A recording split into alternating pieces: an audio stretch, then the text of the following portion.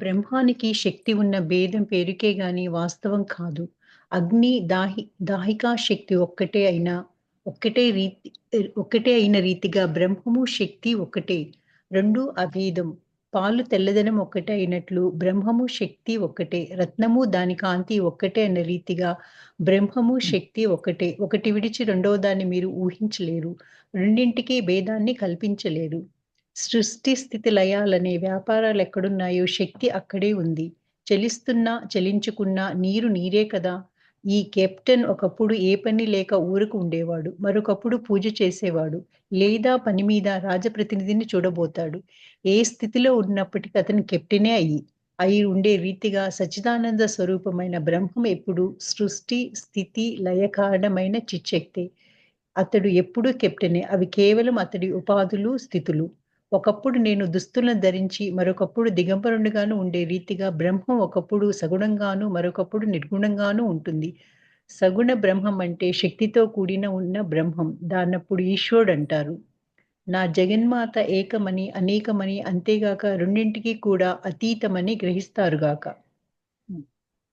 అయితే బ్రహ్మానికి శక్తి ఉన్న భేదం వేరుకే కానీ, అంటే బ్రహ్మానికి శక్తి ఉందంటే బ్రహ్మ వేరు, శక్తి వేరు కాదు అని చెప్పడం. అగ్నిహాక శక్తి ఉంటే బ్రహ్మ శక్తి ఒకటే. అగ్ని అంటే ఇప్పుడు నిప్పు ఉంది అనుకోండి, నిప్పు కాలుతుందనే సంగతి అది ఉంటారు. నిప్పు వేరు, మళ్ళీ కాంతి వేరు, వెలుగు వేరు, అగ్ని వేరు అంటానికి లేదు. అలాగే శక్తి ఒకటే దానికి. రెండు అభేదం, రెండు ఒకటే. పాలు తెల్లగా ఉంటుంది, దాని ధర్మం అదే. అందుకని తెల్లగా ఉన్నాయని పాలు అంటానికి కాదు, పాలు ఇప్పుడు తెల్లగానే ఉంటాయి. అట్లాగే బ్రహ్మ శక్తి ఒకటైనట్టే పాలు తెల్లదనం ఒకటేనా అని బ్రహ్మ అని చెప్తున్నారు. మనం ఒకటి విడిచి రెండో దాన్ని ఊహించలేము, అది రెండు ఒకటే అని. అట్లాగే సృష్టి, స్థితి, లయాలు అనే మూడు ఉన్నాయి కదా. సృష్టి, స్థితి, లయ ఈ వ్యాపారం ఎక్కడున్నాయంటే శక్తి అక్కడే ఉంటుంది. ఎక్కడైతే సృష్టి ఉందో, ఎక్కడే స్థితి ఉందో, ఎక్కడ లయ ఉందో అక్కడే శక్తి ఉంటుంది. చెలించుకున్నా కూడా నీరు నీరే. అది నీరు ప్రవహిస్తున్నా నీరే, ప్రవహించకపోయినా ఒక గుంటలో ఉన్న నీరే. అలాగే ఈ కెప్టెన్ అని పెట్టుకున్నటువంటి వాడు ఉన్నాడు అనుకోండి, ఒక కెప్టెన్ అనుకో, అతను ఎప్పుడు ఏ పని చేసినా అతను కెప్టెన్ గానే ఉంటాడు. మరొకప్పుడు పూజ చేసేవాడు, ఒకసారి పూజ చేసిన కెప్టెన్ కాదు అనుకోవడానికి లేదు, అది కెప్టెనే. లేదా ఏదైనా పని మీద వేరే పని ఏదైనా చేస్తాడు, ఏ పని చేసినా ఆ కెప్టెన్ ఏ స్థితిలో ఉన్నప్పటికీ అతను కెప్టెనే అయి ఉంటాడు. అలాగే సచ్చిదానంద స్వరూపమైన బ్రహ్మ కూడా ఎప్పుడు కూడా ఆయన సృష్టి చేసినా లయ చేసినా ఏ కాలంలో అది శక్తి గొప్ప శక్తి. అతడు ఎప్పుడు కెప్టెన్ అని కేవలం అతడు ఉపాధులు స్థితులు, అది స్థితులు ఉపాధి సృష్టి చేసినప్పుడు సృష్టి చేస్తాడు, స్థితి చేస్తాడు, లయం చేస్తాడు. అందుకని అది బ్రహ్మే అంతే, అంతేగాని కాదంటాను లేదు. ఒకప్పుడు నేను దుస్తులు ధరించి మరొకప్పుడు దిగంబరిగా ఉన్నాను అనే రీతిగా బ్రహ్మ ఒకప్పుడు సగుణంగా కనపడతాడు, ఒకరోజు మనం బట్టలు ఒక రకంగా ఉండదు, ఇంకో రోజు ఇంకో రకం బట్టలు వేసుకోవచ్చు. అందులో ఒకరోజు చీర కట్టుకోవచ్చు, ఒకరోజు డ్రెస్ వేసుకోవచ్చు. దానికోసం చెప్పి నువ్వు మారిపోవు కదా. అలాగే బ్రహ్మ కూడా అలాగే ఉంటాడు. సగుణ బ్రహ్మైనా నిర్గుణ బ్రహ్మైనా ఒకటిగానే ఉంటాడు అని చెప్పి బ్రహ్మే అన్నప్పుడు ఎవరు ఈశ్వరుడు. అలా నా జగన్ ఏకమని, అనేకమని, అంతేగా రెండింటికి కూడా అతీతమని కూడా గ్రహిస్తారు. జగన్మాతని ఒకటే, అంతేగాని అనేకం అనేగాని రెండింటికి అతీతం, రెండు కాదు ఒకటే ఉంది అని చెప్పి గ్రహిస్తారు అని చెప్తారు. నా జగన్జన్యే అనేకమై గోచరించే ఏకైక తత్వం ఆ జగజన్ని. దాన్ని ఎన్నో అనొచ్చు, లలిత అనొచ్చు, లక్ష్మి అనొచ్చు, భూమాత అనొచ్చు, మాత అనొచ్చు, ఎన్నో పేర్లు పెట్టుకోవచ్చు. ఎన్ని పేర్లు పెట్టుకున్నా జగన్నే. అది అంత శక్తివంతురాలే. కాబట్టి శారీరకం, మానసికం అని రెండు రకాలుగా ఉండొచ్చు. నైతికం, పారమార్థికం ఆయన నానావిధ శక్తులు ఎన్నో ఉన్నా కూడా జీవ జగత్తులో గోచరిస్తాయి. కానీ వేదాంతులు బ్రహ్మ అనేది నా జగజ్జన్నికి కానీ వేరు కాదు. నిర్గుణ బ్రహ్మ యొక్క సగుణత్వం కూడా రూపం అంతే ఉంటది. జగజ్జన్ని అంటే ఎన్నో రూపాలు ఉండొచ్చు, కానీ జగజ్జన్ని ఒకటి ఏకత్వంలోనే ఉంటది అని చెప్పడం. ఎన్ని పేర్లు పెట్టుకున్నా రూపం ఒకటే. సర్వం విష్ణుమయం జగత్తు. పృథక్కరణమని, సమీకరణమని విచారణ రెండు విధాలు. మొదటిది దృశ్య ప్రపంచము నుంచి మనలను బ్రహ్మం వద్ద గొనిపోతుంది. రెండో దాని వల్ల బ్రహ్మం ఎలా ప్రపంచంగా వ్యక్తమవుతుందో తెలియగలదు. సమాధి స్థితిలో బ్రహ్మ సాక్షాత్కారం పొందిన వారు సైతం సామాన్యమైన బహిప్రజ్ఞకు దిగివచ్చి సగుణ బ్రహ్మానుభవం పొందడానికి తగినంత మాత్రం అహంకారం కలిగి ఉంటారు. సప్త స్వరాలలో నీని అనేక ఉచ్చ స్వరంలోనే కదా కంఠధ్వని నిలపటం కష్టసాధ్యం. కాబట్టి సగుణ దైవత్వంలో భక్తి యొక్క ఆవశ్యకత. ఉమ్. అంటే సర్వం విష్ణువే జగత్. విష్ణు ఎక్కడ ఉన్నాడు అంటే సర్వం ఉన్నాడు. అనే పృథక్కణమని సమీకరణమని విచారం రెండు రెండు రకాలు మనం పేరు పెట్టుకున్నాయి. అనేక దృశ్య ప్రపంచం నుంచి మనల్ని బ్రహ్మ పద్ధతి కొనుక్కోతుంది. అంటే మొట్టమొదటి నుంచి మనం ప్రచారం చేస్తూ మనం సాధన చేసిన కొంతకి దృశ్య ప్రపంచం నుంచి మనం బ్రహ్మ దగ్గర తీసుకెళ్ళిపోతుంది. రెండో దాని పట్ల బ్రహ్మ ఎలా ప్రపంచంగా వ్యక్తం అవుతుందో తెలుస్తుంది. అంటే సాధన చేయగా చేయగా చేయగా సమీకరణ అంటే చేయగా చేయగప్పుడు మనకి బ్రహ్మ ఏంటో ఎలా అది వ్యక్తం అవుతుంది మనకి. అట్లాగే సమాధి స్థితిలో బ్రహ్మ సాక్షాత్కారం పొందిన వారు సమాధి స్థితిలో ఉన్నప్పుడే బ్రహ్మ సాక్షాత్కారం అవుతుంది. ఊరికైనా తిరుగుతూ ఉంటే అటు ఇటు గంతులు వేస్తూ ఉంటే నీకు బ్రహ్మ సాక్షాత్కారం కాదు. ఎప్పుడైతే ధ్యానం చేసి చేసి చేసి చివరికి సమాధి స్థితిలోకి వెళ్ళిన రోజున ఎన్నో సంవత్సరాలు పట్టచ్చు. కొంతమంది సంవత్సరాలు పట్టచ్చు, కొంతమంది ఒక సంవత్సరం పట్టచ్చు, కొంతమంది కొన్ని రోజులకే బ్రహ్మ సాక్షాత్కారం అవ్వచ్చు. వాళ్ళ యొక్క స్థితిని బట్టి ఉంటుంది. అది వాళ్ళు కూడా సామాన్యమైన బహి ప్రజలకు దిగి వచ్చి వాళ్ళైనా మామూలుగానే సగుణ బ్రహ్మను పొందడానికి తగినంత మాత్రం అహంకారం కలిగి. కొంతమంది ఒకసారి, అందరికీ కాదు, ఒకళ్ళిద్దరికి ఆ సాక్షాత్కారం పొందిన తర్వాత నేను పొందాను అని అహంకారం కూడా రావచ్చు. కానీ ఎలా అంటే సప్తస్వరాల్లో నీ అనేటువంటి ఉచ్చైశ్వరంలోని సదా కంఠధ్వని నిలవడం కష్టం అనమాట. సరిగమ పదాన్ని అని అంటాం కదా, ఆ దాంట్లో ఆ నీ అనే అక్షరాన్ని ఒకసారి కంఠధ్వనిలో పెట్టడం కష్టం అట. అంటే ఆ సంగీత వాళ్ళకి తెలుస్తుంది అది. కాబట్టి సగుణ దైవతంలో భక్తి ఆవశ్యకత ఉండాలి. ఈ సగుణ గుణంలో ఉన్నప్పుడు ఎప్పుడు కూడా భక్తి అనేది ఆవశ్యకత ఉంటేనే మనం నిర్గుణ బ్రహ్మలోకి వెళ్ళిపోతాం అనమాట. సమాధి స్థితి నుంచి బహిర్ప్రజ్ఞకు దిగివచ్చే వ్యక్తికే తన దివ్యచక్షువును నిలుపుకోజాలినంత అహంకారం రేఖామాత్రంగా నిలిచి ఉంటుంది.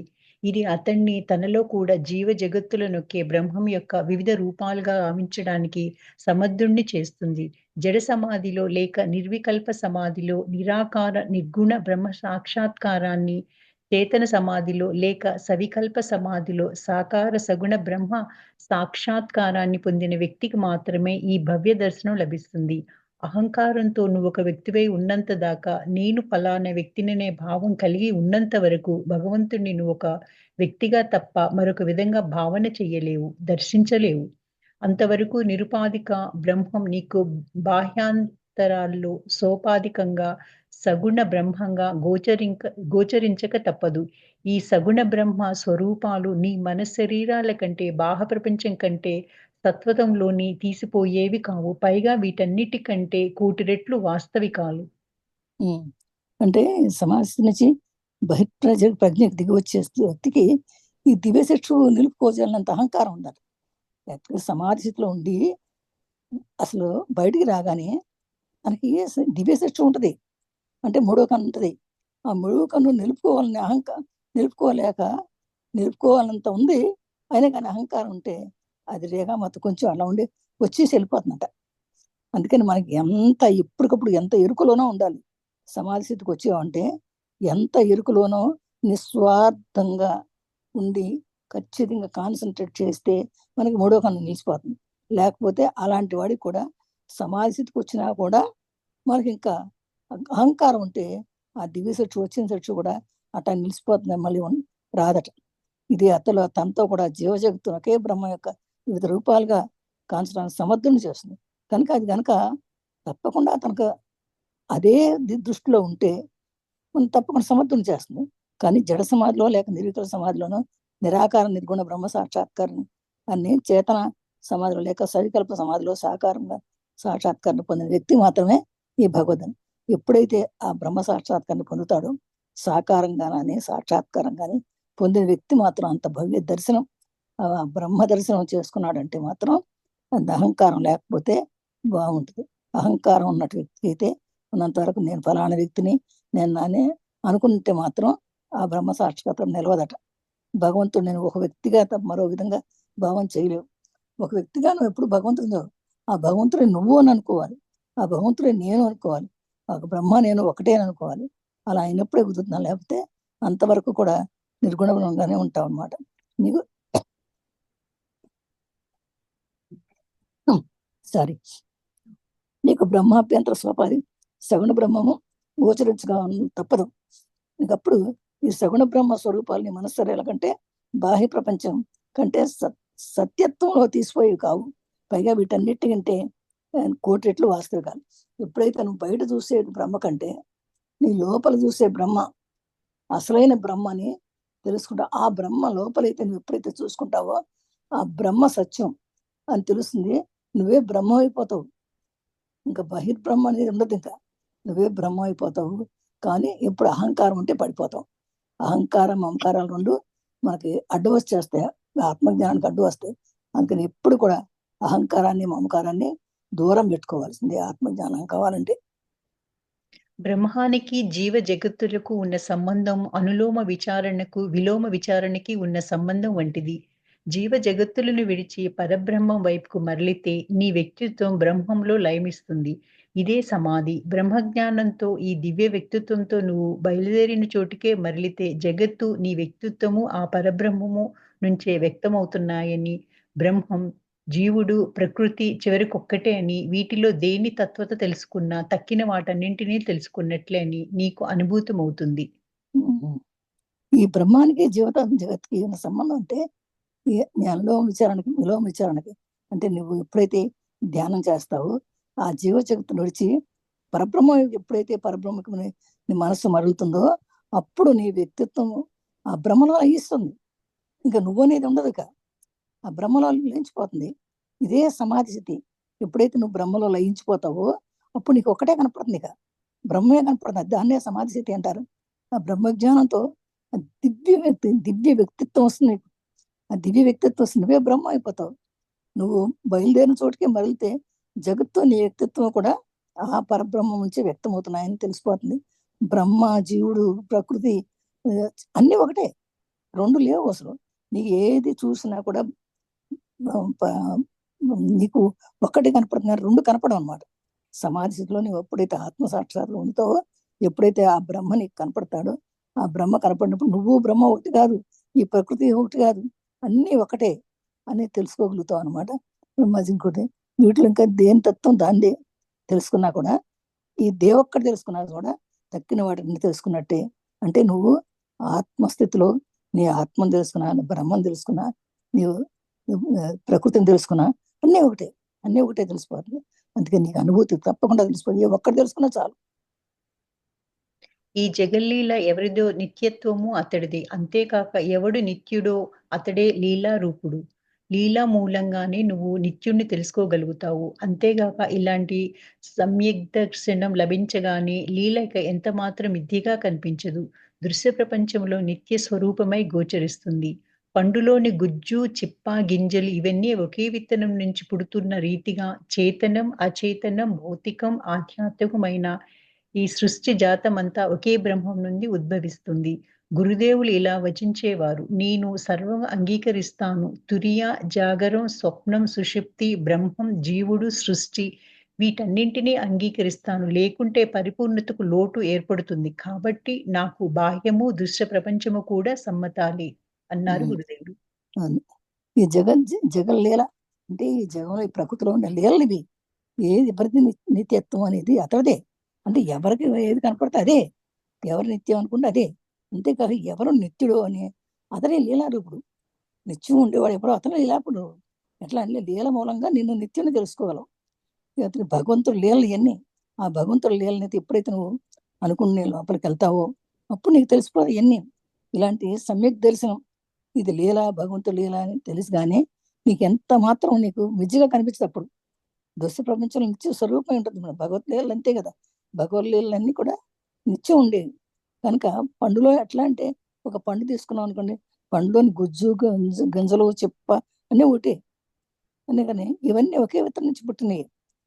కొబ్బరి చిప్ప తీసుకోండి, ఆ పై టెంకు కానీ, లోపల కొబ్బరి కానీ, లోపల నీళ్లు కానీ ఇవన్నీ కూడా ఒకదాని నుంచి వచ్చినాయి. ఒక్క విత్తనం నుంచి వచ్చింది పుడుతున్న ఒక రీతిగానే మనం కూడా అచేతనం, చేతనం, భౌతికం, ఆధ్యాత్మికం అని ఈ సృష్టి జాతం అంతా ఒకే బ్రహ్మ నుంచి వచ్చేస్తుంది. గురుదేవులు ఇంకా ఎలా అనేవారట, నేను సర్వం అంగీకరిస్తాను. అందుకని మనం అన్నిటికీ అగ్రి అయిపోవాలి. అందుకని అన్ని అంగీకరించాలన్నమాట.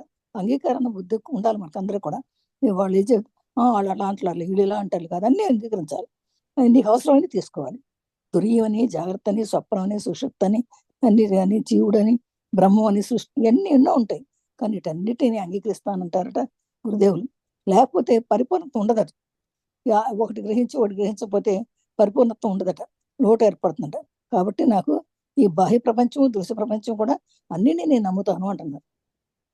బ్రహ్మం ఒక్కటే సత్యమైన పక్షంలో జీవులలో కలిగే ఈ భేదాలతో తారతమ్యాలతో కూడిన ఈ జగత్తు ఎలా సంభవించింది? ఈ రహస్యాన్ని తెలియజేస్తూ గురుదేవులు ఇలా చెప్పారు. ఇది అతడి లీల, మహాలీల. రాజుకు నలుగురు కుమారులుండవచ్చు. వారందరూ రాజకుమారులే, యువరాజులే. కానీ వారు ఆడుకునేటప్పుడు ఒకడు మంత్రి, ఒకడు జవాను, మరొకడవుతాడు. రాజకుమారుడే అయిన జవాను మాదిరి నటిస్తున్నాడు. ఇదంతా నటన. ఈ బ్రహ్మం ఒకటే, బ్రహ్మం ఒకటే. కానీ జీవుల్లో కలిగే తేడాలు చాలా ఉన్నాయి. జీవుల్లో తేడాలు ఉంటాయి, కానీ బ్రహ్మం ఒకటే. ఈ జగత్ అయితే ఎలా వచ్చిందో ఈ రహస్యాన్ని తెలిసి చేసుకోవాలంటే గురుదేవులు చెప్పారట. ఇదంతా కూడా భగవంతుడు లీల. అది ఆ లీల మహాలీల ఉంటాయి. ఎట్లా అని దానికి ఉదాహరణ ఏం చెప్తా అంటే, రాజుకు నలుగురు కొడుకు ఉండొచ్చు. నలుగురు కొడుకులు యువరాజులే మరి. కానీ వారు ఆడుకునేటప్పుడు మరి ఏం చేస్తారు? అందరు నేను అలా అనుకోరు.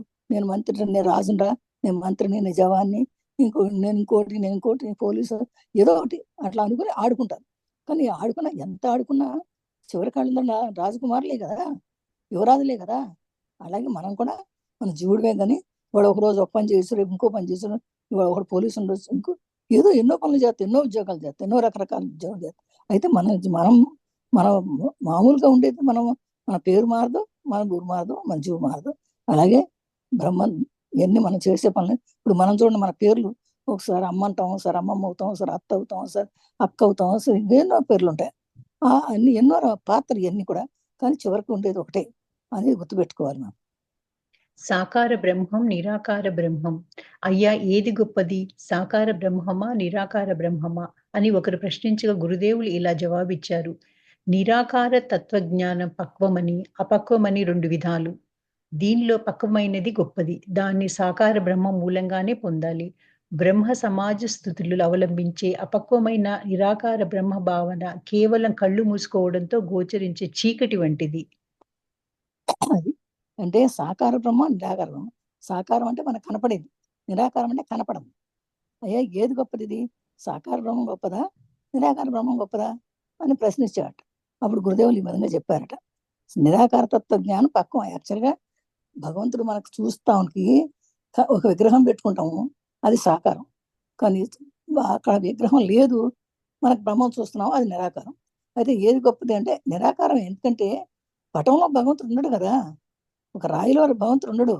అది మనం అంతా భ్రమతో చూస్తాం. మనం ఎప్పుడైతే కళ్ళు మూసుకుని సాధన చేయగా చేస్తే మనకు ఆ లోపల నువ్వు ఎవరిని అనుకుంటున్నావో అతనికి కనపడతాడు. అది నిరాకారం అన్నమాట. అందుకని నిరాకారతత్వమే గొప్పది అనమాట. అది సమాజంలో ఉన్న వాళ్ళకే పక్క అందుతుంది. అది సాకార బ్రహ్మం. అయితే సాకార బ్రహ్మం ముందు కనపడితేనే నీకు నిరాకార బ్రహ్మానికి వెళ్ళిపోతావు అనమాట. ఈ బ్రహ్మ సమాజంలో చెప్తారట, అపక్వమైన నిరాకార బ్రహ్మ భావన కేవలం కళ్ళు మూసుకోవడంతోనే గోచరించే చీకటి వంటిది అని. ఈ నిరాకారం ఎట్లా అని బ్రహ్మ సమాజం వాళ్ళు ఏం చెప్తారంటే, కళ్ళు మూసుకుంటే నీకు చీకటి కనపడుతుంది, అదే నిరాకార బ్రహ్మం అని చెప్తారు. అంటే నిరాకారం అంటే శూన్యం అని అది చెప్తాం అనమాట. అది నిరాకార బ్రహ్మం అంటారు దాన్ని. సాకారుడు అతడే, నిరాకారుడు అతడే. అంతేకాక అతడు సాకార నిరాకారతీతుడు. అతడి తత్వమంతా అతడికే తెలుసు. బ్రహ్మం యొక్క సాకార స్థితి ఎలాంటిదో మీకు తెలుసా? అది నీటి నుంచి బుడగలు రావడం వంటిది. వివిధ రూపాల్ని చిదాకాశం నుంచి వెలువడుతున్నట్లుగా ప్రత్యక్షంగా చూడవచ్చు. ఈ రూపాలలో భగవతారం ఒకటి. భగవత్ సాక్షాత్కారం పొందితే గాని ఇదంతా బోధపడదు. భక్తుల నిమిత్తం భగవంతుడు వివిధ రూపాలను తాలుస్తాడు. సాకారుడు అతడే, నిరాకారుడు అతడే. అంతేకాక అతడు సాకార నిరాకార అతీతుడు. అసలు సాకారం కాదు, నిరాకారం కాదు, రెండింటికి అతీతుడు భగవంతుడు. అదే అతడి తత్వం అంతా కూడా అదే అన్నమాట. అయితే బ్రహ్మ యొక్క సాకార స్థితిలో ఎలా ఉంటుందంటే, అది నీటి నుంచి బుడగలు రావడం వంటిదంట. నీరున్నాయి, నీరు అనుకుంటాం, ఆ నీటిలోంచి బుడగలు వస్తాయి. అయితే ఆ వివిధ రూపాలు ఎన్ని కూడా భగవంతుల్లో కూడా ఎన్నో రూపాలు ఉన్నాయి.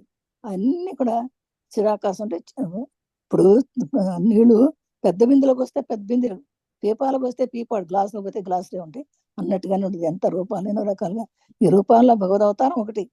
అలాగే భగవత్ సాక్షాత్కారం పొందితే గాని ఇదంతా ఇప్పుడు ఎన్ని మాటలు మాట్లాడుకోవడం. ఎప్పుడైతే భగవతుడు నిరాకారుడు సాకారుడు అని అంటానికి సాక్షాత్కారం పొందితే నీకు తెలుస్తుంది భగవంతుడు ఎలాంటి వాడు అనే సంగతి అప్పుడు తెలుస్తుంది. కానీ ఎంతసేపు నువ్వు పటం పెట్టి పూజ చేసినంతసేపు నీకు కనపడదు. ఎప్పుడైతే కళ్ళు మూసుకుని ధ్యానం చేసుకుంటే అప్పుడు నీకు సాకారం నిరాకారం అంతా భగవంతుడు ఎలా ఉంటాడో తెలుస్తుంది. మనం చూసే అన్ని పక్కలు కనపడదు, కళ్ళు చూసేవన్నీ ఆ భగవత్ లీలలై. అసలు బ్రహ్మ చూడాలంటే కళ్ళు మూసుకుంటేనే కనపడుతుంది. రంగుల అద్దకంలో చిత్రమైన పద్ధతి అవలంబించేవాడు ఒకడుండేవాడు. అద్దకం కోసం తన వద్దకు వచ్చేవారు తతగాడు మీ వస్త్రాలకి ఏ రంగు అద్దాలి అని అడిగేవాడు. ఎరుపు రంగు కావాలంటే తన తొట్టిలో అతడి వస్త్రాన్ని ముంచి ఇదిగో మీ వస్త్రానికి ఎరుపు రంగు వేశాను అని బయటికి తీసి చూపేవాడు. మరొకడు పచ్చరంగు వేయమంటే అతడు అదే తొట్టిలో వస్త్రాన్ని ముంచి పైకి తీసేసరికి అది పచ్చగా ఉండేది. అదే విధంగా నీలి, నారింజ, ఊదా, ఆకుపచ్చ మొదలైన ఏ రంగులు వేసినా అతడు అదే తొట్టిని అదే ప్రకారం వినియోగించేవాడు. ఇదంతా గమనిస్తున్న ఒకడు రంజకుడు వద్దకు వచ్చి ఇలా అన్నాడు. మిత్రుడా, నీకు ఏ రంగులోనూ ప్రీతి లేదు. నీ అభిరుచి తెలుసుకొని నా వస్త్రానికి నీ ఇష్టం వచ్చిన రంగును వేయించుకోవడమే నా కోరిక. భక్తుడి అభీష్టం మేరకు సాకారుడు గాని నిరాకారుడు గాని భగవంతుడు అతడికి సాక్షాత్కరిస్తాడు. దివ్య దర్శనాలు సాపేక్షాలు అంటే వివిధ పరిస్థితుల్లో ఉన్న వివిధ వ్యక్తుల మనోభావాన్ని అనుసరించి అవి యథార్థాలే ఒప్పుతాయి. తన రంగు ఏదో ఆ దివ్య రంజకుడికి ఒక్కడికే తెలుసు. అతడి దివ్య రూపాలకెవరు పరిమితిని కల్పించలేరు. భగవంతుడు ఈ రూపంలో ప్రత్యక్షమవుతాడు, ఆ రూపంలో కాబోడు అని ఎవరు నిర్ణయించలేరు. అది రంగులు అద్దకం చూపిస్తున్నాడు. అద్దకాలు వేస్తారు కదా, చీరలకి రంగులు వేస్తుంటారు కదా, వాళ్ళు ఒక చిత్రమైన పద్ధతి అవలంబిస్తారట. ఒకడు ఉండేవాడు. వాడు ఏంటంటే ఆ అద్దకం కోసం తన వద్దకు వచ్చేవాడితో అతగాడు మీ వస్త్రాలు ఏ రంగు అద్దాలి అని అడుగుతాడు. వస్త్రం ఇస్తాడు, అద్దకం ఏంటంటే అని చెప్తారు కదా, ఆ అద్దకం ఏంటంటే ఏ రంగు వేయాలి అని అడుగుతాడు. అడిగితే ఎరుపు రంగు కావాలంటే తన తొట్టిలో ఉన్నటువంటి అతడు ఆ వస్త్రాన్ని ముంచుతాడు. ఇదిగో మీ వస్త్రానికి ఎరుపు రంగు వేశాను అని బయట తీసి చూపిస్తాడు. మరొకటి వచ్చి పచ్చరంగు వేయమంటే అతడు ఆ తొట్లు వేరు పచ్చరంగు ఉన్నటువంటి దాంట్లో వేస్తాడు. దాన్ని ముంచి రేపు తీసి అది పచ్చగా ఉంది. అదేవిధంగా నీలి రంగు, ఆరెంజ్ రంగు, ఊదా రంగు, ఆకుపచ్చ రంగు ఏ రంగు వేయవలసిన అదే తొట్టులో దాన్ని ఆ ప్రకారంగా వినియోగించేవాడు. అయితే ఇదంతా గమనిస్తున్న ఒకడు చూశాడు, ఒక రంజకుడు చూశాడు. రంజకుడు అంటే చాకలవాడు. అక్కడ చూసి ఇలా అన్నా అంటే, మిత్రుడా ఏంటి నీకు ఏ రంగులోనూ ప్రీతి లేదా? కాసేపు అది కాసేపు ఇదండి. నీ అభిరుచిని తెలుసుకుని నా వస్త్రానికి నీ ఇష్టం వచ్చిన రంగులు వేయించుకోవటమే నా కోరిక అన్నాడు. భక్తుడు అభిష్టం మేరకు సాకారుడుగా కానీ నిరాకారుడుగా కానీ భగవంతుడు అతని సాక్షాత్కరిస్తాడు. దివ్య దర్శనాలు సాపేక్ష అంటే ఇదంతా ఏంటంటే ఏం చెప్తున్నా అంటే, భగవంతుడు కూర్చుని నువ్వు కృష్ణుడు కావాలా, రాముడు కావాలా, అమ్మవారు కావాలా, బ్రహ్మ కావాలా, శివుడు కావాలా అలా అనుకుని కూర్చుని మనం కళ్ళు మూసుకుని ఉంటే అన్ని రంగులే కనపడతాయి మనకి. కానీ నీకు ఏది కావాలో ఆ ఒక్కదాన్నే పట్టుకుంటే ఆ ఒక్కడే కనపడతాడు. ఇదంతా భగవంతుడు లీల అని చెప్తున్నాను అనమాట. అలా ఉండకూడదు. అంటే దివ్య దర్శనాలు కనపడవచ్చు. ఏ రంగు రూపంలో కనపడినా ఆ రంగులు కనపడతా ఉంటాయి. ఏ రంగు కావాలనుకుంటే ఆ రంగే అవుతుంది. అందుకని అది ఎవరికి కావాలో ఆ దివ్య రూపాలకు ఎవరు పరిమితి కల్పించలేరు. భగవంతుడు ఏ రూపంలో అయినా కనపచ్చు. ఈ రూపంలో కాదు ఆ రూపం అని ఎవరు నిర్ణయించలేదు. ఏ రూపంలో కనిపించవచ్చు. ఆ భగవంతు సాక్షాత్కారం జరుగుతుంది అని చెప్తున్నా. ఒక బైరాగి పూరి జగన్నాథ దేవాలయాన్ని దర్శించాడు. భగవంతుడు సాకారుడు నిరాకారుడా అని అతడి సంశయం. జగన్నాథుడి దివ్య విగ్రహాన్ని పరీక్షించి అతడు తన సంశయాన్ని నివృత్తి చేసుకోవాలనుకుంటాడు. అప్పుడు అతడు తన దండాన్ని ఎడంవైపు నుంచి కుడివైపు పోనిచ్చి విగ్రహాన్ని తాకుతుందేమని చూశాడు. కొంచెంసేపు అతనికి ఏమీ గోచరించలేదు. దండంతో దేన్ని తాకలేకపోయాడు. దాంతో భగవంతుడు నిరాకారుడని నిశ్చయానికొచ్చాడు. కానీ మళ్ళా కుడి నుంచి ఎడంవైపు దండాన్ని పోనిచ్చి చూడగానే అది విగ్రహాన్ని తాకింది. అప్పుడు అతడు భగవంతుడు సాకారుడు, నిరాకారుడు అని నిశ్చయించుకున్నాడు. గంట వాయించేటప్పుడు వినవచ్చే గణగణ ధ్వనులను ఒకదాని నుంచి మరొక దాన్ని వేర్వేరుగా తెలుసుకోవచ్చు. ఎలాగంటే అవి ప్రత్యేక రూపాలు గలవా అన్నట్లు తోస్తుంటాయి. కానీ వాయించటం మానగానే నిరాకారమై తోచే అస్పష్టమైన ధ్వని కొంతసేపటి వరకు మనకు వినవచ్చి క్రమంగా సమసిపోతుంది. గంట యొక్క ఈ ధ్వనులు మాదిరి భగవంతుడు సాకారుడు, నిరాకారుడై వెలుస్తున్నాడు. సాకార బ్రహ్మం దర్శనీయం. అవును, మన ప్రాణ స్నేహితుడితో మాట్లాడినట్లుగా భగవంతుడితో ముఖాముఖి సంభాషించవచ్చు. అతన్ని స్పృశించవచ్చు. అది బైరాగి అంటే పూరి జగన్నాథ దేవాలయాన్ని దర్శించాడు. ఆ పూరి జగన్నాథ దేవాలయాన్ని చూస్తే అక్కడ భగవంతుడు సాకాడా నిరాకాడ అనుమానం వచ్చింది. అక్కడ చూస్తున్నాడు, వెళ్ళి దేవాలయం దర్శించాడు. భగవంతుడు సాకాడా నిరాకాడని అనుమానం వచ్చింది. ఆ జగన్నాథ్ విగ్రహాన్ని పరీక్షించాడు. జగన్నాథుడు, బలభద్రుడు, సుభద్ర అని ముగ్గురు ఉంటారు యాక్చువల్గా. అక్కడికి వెళ్ళి జగన్నాథ్ దేవి విగ్రహాన్ని పరీక్షించి ఈ సమస్య నివృత్తి చేసుకోవాలనుకున్నట్ట. అనుకుని వెళ్ళి అప్పుడు ఏం చేశాడు, తన దండం అంటే చేతిలో కన్నా కర్ర లాంటిది ఉంటుంది కదా, దాన్ని పుచ్చుకుని ఎడవైపు నుంచి కుడివైపు పొనిచ్చాట. చూస్తే విగ్రహాన్ని తాకుతుందేమో అని చూశాట. అయితే ఇది కొంతసేపు కదా ఏమీ గోచరించి కనపడలేదు. దండంతో దేన్ని తాకలేకపోయాడు. దాంతో అయ్యో ఇది భగవంతుడు కాదు, అది రూపం కాదు, అది భగవంతుడు నిరాకారుడు, ఆకారం లేనిది అని అనుకున్నాడు. కానీ మళ్ళీ కుడి నుంచి ఎడవైపు దండాన్ని పోయి చూస్తే అది విగ్రహాన్ని తాకిందంట. లేదు అప్పుడు భగవంతుడు సాకాడు నిరాకాడు, సాకాడు నిరాకాడు రెండును నాకు రెండు పక్కల నుంచి రెండు రకాలు కనపడ్డాయి కనుక సాకాడు నిరాకాడు రెండు అని నిశ్చయించుకున్నట్టుగా. తర్వాత గంట వాయించినప్పుడు వెళ్ళాడు. గంట వాయించినప్పుడు వినవచ్చే గణగణ ధ్వనులు ఒకదాని నుంచి మరొక దాన్ని వేరువేరుగా తెలుసుకోవచ్చు. ఎలాగంటే ఒక ప్రత్యేక రూపాలు గలవా అన్నట్లు తోస్తుంటాయి. కానీ వాయించడం మానగానే నిరాకారమైతే వచ్చే అస్పష్టమైన కొంతసేపటి వరకు వినవచ్చే క్రమంగా సమసిపోదు. గంట కొడతాం అనుకోండి, ఒకసారి గంట కొట్టగానే ఆపేసే కానీ కూడా ఇంకా ఆ శబ్దం వినపడతానే ఉంటుంది. కొంతసేపటి వరకు అది వైబ్రేషన్స్ వస్తానే ఉంటాయి. ఇంకా అది కళ్ళు మూసుకుని తెలిస్తే మనకు తెలుస్తుంది. ఇదంతా కూడా ఆ నిరాకరణతో వచ్చే అస్పష్టమైనట్టు కొంతసేపటి వరకు అది వినవచ్చే క్రమంగా మెల్లగా అయిపోతుంది. అది ఈ గంట ఈ ధ్వనులు మాదిరిగానే ఈ ధ్వనులకు మనం కొట్టినప్పుడు ఒక ధ్వని ఉంటుంది, ఆపేయగానే ఇంకా మెల్లిగా ఏ టచ్ చేయకపోయినా సరే దానికి మనకు సౌండ్ వినపడతానే ఉంటుంది. అయితే ఈ గంట మాదిరిగానే భగవంతుడు సాకాడు నిరాకాడు కూడా అని అనుకున్నాడట. సాకార బ్రహ్మం దర్శనం అంటే సాకార బ్రహ్మం అంటే మనకు కనపడతాడు, నిరాకార బ్రహ్మం అంటే కనపడినటువంటి. ఈ సాకార బ్రహ్మం ఏంటంటే ఒక స్నేహితుడితో మాట్లాడవచ్చు, మనం టచ్ చేయొచ్చు, అంటే స్పృశించవచ్చు అని చెప్తున్నారు. అదే నిరాకారం అయితే మనం స్పృశించలేము, ఓన్లీ కేవలం మన ఆత్మలోనే కనపడతాడు అని చెప్తున్నారు.